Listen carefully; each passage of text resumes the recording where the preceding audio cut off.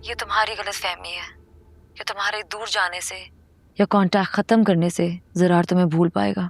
क्या मतलब? मतलब ये कि आज उसने सब क्लोज फ्रेंड्स को बुला के तुम्हारी बर्थडे सेलिब्रेट की है। क्या? मेरी बर्थडे? मैं तुम्हें तस्वीरें भेजती हूँ। महक वो बिल्कुल मेंटली डिस्टर्ब हो चुका है, प्लीज उस पर रहम करो। क्या करूं मैं? क्या तुम उसे भुला पाई हो? सच बताओ। कभी नहीं। मैं उसे मरकर भी नहीं भूल सकती। मेरा दिल और रूह उसी के पास रह गई है। तो फिर मत करो ऐसा, बता दो उसे छोड़ने की वजह। नहीं बता सकती, उसके बहुत से रिश्ते टूट जाएंगे।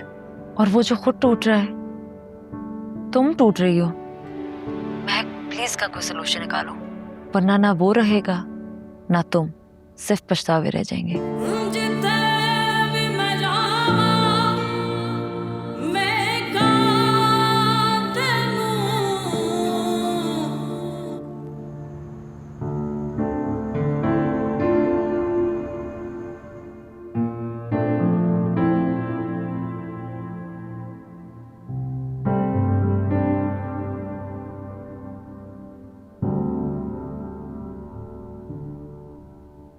मुझे नहीं लगता कि ज़रार की जिंदगी में मेरी कभी कोई जगह बन पाएगी।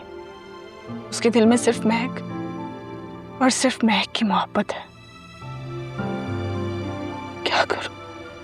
क्या ज़रार का ख्याल छोड़ दूं या फिर उसकी मोहब्बत पाने में उसका साथ दूं? फरियाल बेटा, खाना खा लो आके, बहुत देर हो गई है। कुछ नहीं अम्मी, ज़रार ने महक की बर्थडे पार्टी पे इनवाइट किया था। लेकिन वो तो जा चुकी है ना? हाँ, लेकिन उसके दिल से नहीं। तो क्या इसके बावजूद भी तुम उसका साथ चाहती हो?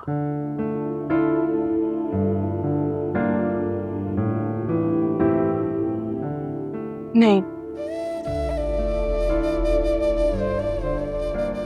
मैंने फैसला कर लिया। मैं महक और ज़रार को मिलाने की कोशिश करूंगी। ये क्या कह रही हो? अम्मी, मोहब्बत और वफा की हद कुर्बानी होती है ना।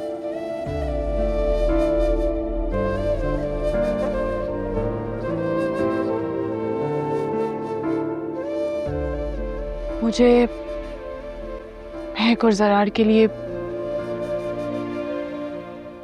अपनी मोहब्बत की कुर्बानी देनी होगी। खामोश ये लब हैं, खामोश नजर हैं, जो भी है दिल में उनको ये खबर है। कैसे मैं बताऊं, इस दिल का शहर है, तू मेरी दुआ। मैं सोच रही थी कि अपने हमाद भाई की बेटी मिरहा शहराम के लिए कैसी रहेगी। भाई ये बात तुम शहराम से पूछो, मुझे आज जरा जल्दी है, आई हैव टू लीव। अस्सलाम वालेकुम। वालेकुम सलाम। वालेकुम सलाम। मेरा जिक्र हो रहा था। तुम्हारा जिक्र हो रहा था और बहुत अच्छा हो रहा था। डिटेल्स तुम्हारी माँ तुम्हें बताएगी। I have to go. कहाँ जा रहे हैं? भाई जब से पाकिस्तान आया हूँ ये शानजे और घर की परेशानियों ने ज़हन उलझा के रखा हुआ है। अब सोच रहा हूँ कहीं कुछ इन्वेस्ट करूँ, कुछ बिजनेस शुरू करूँ, कुछ काम शुरू किया जाए यार। तो क्या प्लान है फिर? प्लान फिलहाल तो ये है कि अनीस और आतिफ के पास जा रहा हूँ एक मीटिंग के लिए। कुछ डिस्कशन सामने आती है तो तुम्हें अपडेट करूंगा शाम। मैं ड्रॉप कर दूं आपको? नहीं बेटा, thank you. Allah Hafiz. Good luck. Thank you. बेटा आओ बैठो। शानज़े कैसी है? सो रही है अभी तो। अच्छा, क्या जिक्र हो रहा था? बेटा मैं सोच रही हूँ कि मिरहा से तुम्हारा रिश्ता कर दूं। मामा मिरहा? No way, please. अरे बेटा क्या मसला है भाई, वेल एजुकेटेड है, खूबसूरत है और सबसे बड़ी बात यह कि फैमिली की है। वो सब ठीक है, लेकिन आपको नहीं पता वो बहुत शॉर्ट टेम्पर्ड है। जरा जरा सी बात पर उसका मूड खराब हो जाता है। और आपको तो ऐसी बहू चाहिए ना जो सिर्फ मेरी नहीं, आप लोगों की भी केयर करे। बेटा ऐसी तो फरियाल थी, मगर उसका रिश्ता कहीं और हो गया। तो कोई बात नहीं, वैसे भी मैं फरियाल के मामले में बहुत रिलक्टेंट था और मुझे अपनी किसी एम्प्लॉय से शादी तो करनी नहीं है।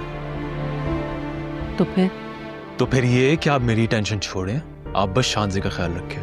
मुझे जिससे शादी करनी होगी मैं आपको खुद ही बता दूंगा। सही है? चलो बेटा, ठीक है, मैं चलता हूँ। ओके बेटा, खुदा हाफिज। खुदा हाफिज।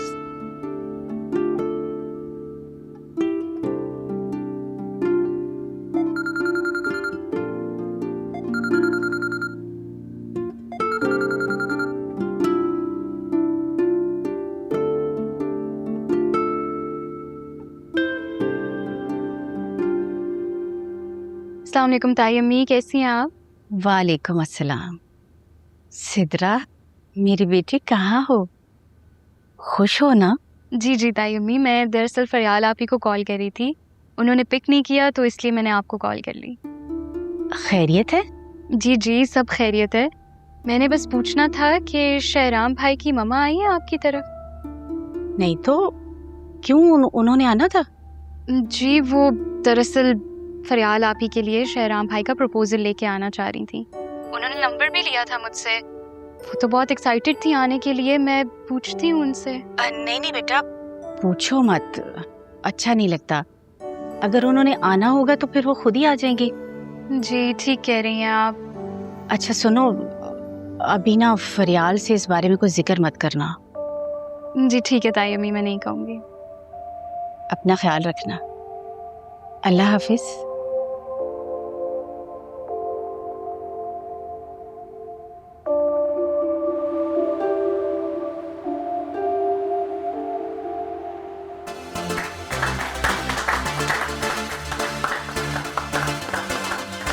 Congratulation miss जीनिया,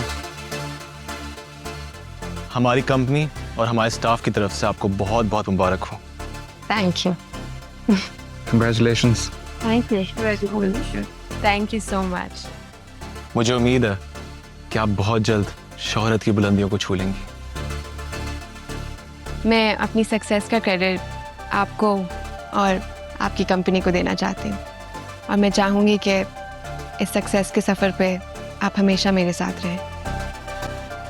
please have a seat. Thank you.